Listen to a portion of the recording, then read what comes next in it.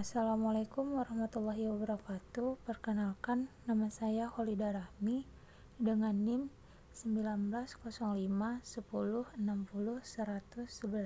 dari Prodi Teknik Pertanian Universitas Siak Kuala. Video kali ini saya akan membahas tentang siklus Carnot dan mesin pendingin. Siklus Carnot merupakan suatu siklus termodinamika yang melibatkan proses isotermal, isobarik, dan isokorik.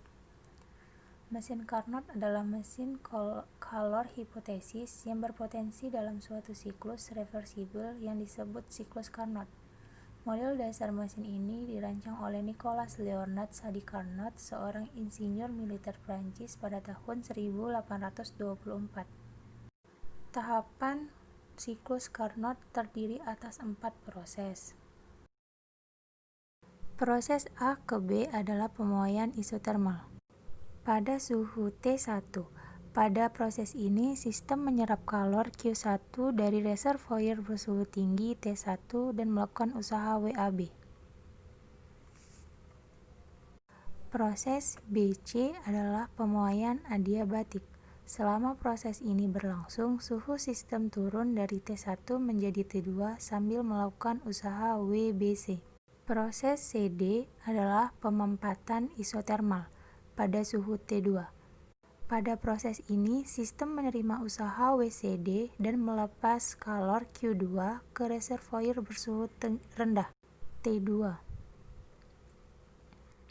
Proses DA adalah pemempatan adiabatik. Selama proses ini, suhu sistem naik dari T2 menjadi T1 akibat menerima usaha WDA. Siklus Carnot merupakan dasar dari mesin ideal, yaitu mesin yang memiliki efisiensi tertinggi yang selanjutnya disebut mesin Carnot.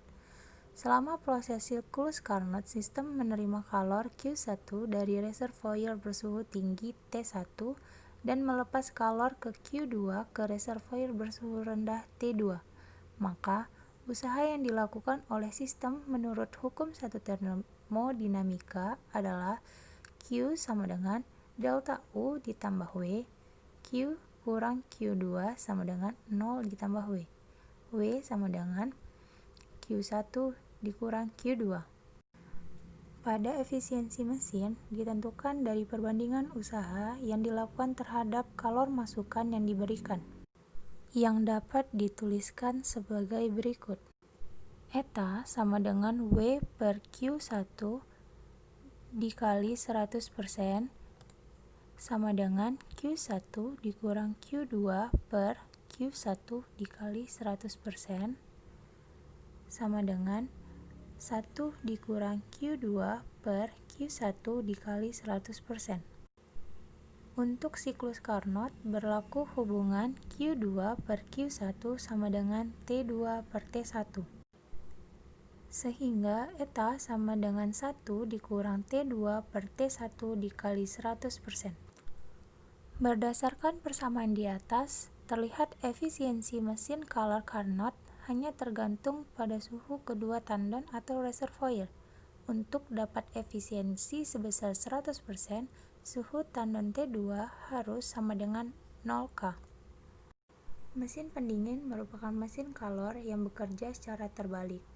Jadi, mesin kalor mengambil kalor dari tempat yang bersuhu rendah dan membuang kalor tersebut ke tempat yang bersuhu tinggi.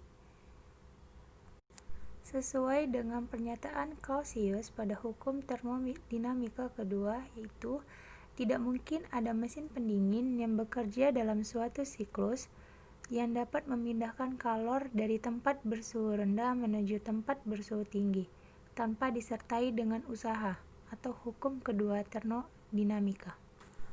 Mesin melakukan kerja untuk mengambil kalor dari tempat bersuhu rendah dan membuang kalor tersebut ke tempat yang bersuhu tinggi. Berdasarkan kekekalan energi, bisa disimpulkan bahwa Q1 ditambah W sama dengan QH. Kalau dalam mesin kalor digunakan istilah efisiensi, maka dalam mesin pendingin digunakan istilah koefisien kinerja, di mana mesin pendingin merupakan perbandingan antara kalor yang dipindahkan dari tempat bersuhu rendah dengan kerja yang dilakukan untuk memindahkan kalor tersebut. Secara sistematis dapat dituliskan sebagai berikut. KK sama dengan QL per W, menjadi persamaan 1. Karena QL ditambah W sama dengan QH, maka W sama dengan QH dikurang QL, menjadi persamaan kedua. Maka persamaan 1 bisa menjadi sebagai berikut. KK sama dengan QL per W. KK sama dengan QL per QH kurang QL, menjadi QL per QL sama dengan 1. KK sama dengan QL per QH kurang 1 menjadi koefisien kinerja mesin pendingin. KK sama dengan TL per TH kurang TL. TL per TL sama dengan 1. KK sama dengan TL per TH dikurang 1, yang dimana itu merupakan koefisien kinerja mesin pendingin ideal. Keterangan rumus dapat dilihat sebagai berikut. Demikianlah penjelasan siklus Carnot dan mesin pendingin. Saya ucapkan terima kasih. Semoga videonya dapat bermanfaat.